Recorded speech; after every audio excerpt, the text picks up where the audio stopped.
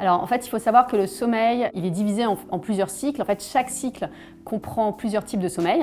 Un cycle dure en moyenne chez les gens entre 1h30 et 2 heures.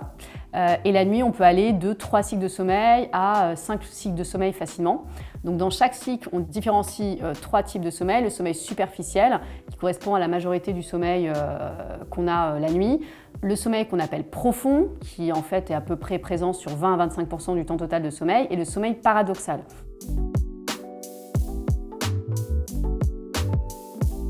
Alors, le sommeil superficiel, c'est un sommeil qui n'a pas vraiment de rôle, à proprement parler. Il correspond à 50% de notre temps total de sommeil et c'est un sommeil où l'activité électrique est relativement basse, l'activité donc électrique du cerveau, l'activité physique, c'est-à-dire vos mouvements, sont relativement bas, mais il ne se passe pas grand-chose dans le sommeil. On n'a pas vraiment, il n'y a pas de caractéristiques évidentes. Le sommeil profond, qui correspond à 20-25% de votre temps total de sommeil, qui arrive en première partie nuit. Ça, c'est un sommeil qui est très réparateur, avec des ondes au niveau cérébral qui sont extrêmement lentes. Et c'est le sommeil qu'on appelle, nous, de la régénération cellulaire, donc organique en particulier, donc vos organes qui se régénèrent, les hormones qui se fabriquent pendant la nuit. C'est un sommeil très très profond, ça veut dire qu'en effet, quand vous dormez en sommeil profond, vous ne pouvez rien entendre, vous ne voyez pas et vous ne pouvez pas entendre ce qui se passe autour de vous. Et en particulier, c'est un sommeil où on rêve, mais on ne se rappelle pas des rêves, parce que justement, votre sommeil est très profond.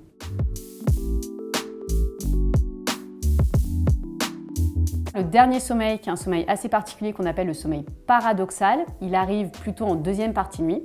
C'est pour nous ce qu'on appelle le sommeil de la cognition. Alors la cognition, ça veut dire quoi? Ça veut dire que votre cerveau, il va aller très vite, donc l'activité électrique est très rapide, elle est quasiment aussi rapide qu'un état d'éveil, et il va remettre en place tout ce que vous avez appris. Ce que vous avez appris sur le plan donc la cognition, c'est-à-dire l'intellect, sur le plan de la mémoire, mais aussi sur les émotions, ce qui vous est arrivé.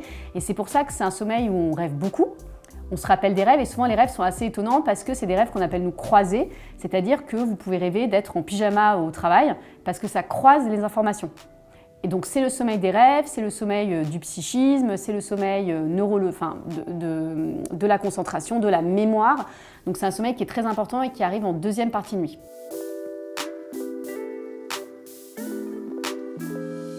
On ne peut pas parler en fait de règles pour tout le monde.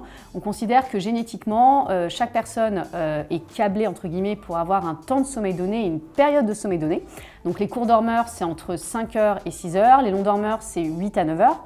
En fait, moins de 5 heures, c'est une dette de sommeil et donc c'est pas bien entre guillemets. Et plus de 9 heures, c'est pas bien non plus.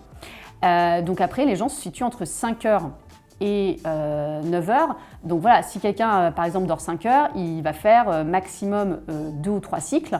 Et pas plus. Celui qui va dormir 9 heures va monter jusqu'à 5, 6, parfois 7 cycles, ça dépend. Mais il n'y a pas quelque chose de préacquis pour tout le monde. La moyenne actuellement mondiale du temps de sommeil, c'est à peu près 7 heures. Enfin, c'est entre 6h30 et 7 heures.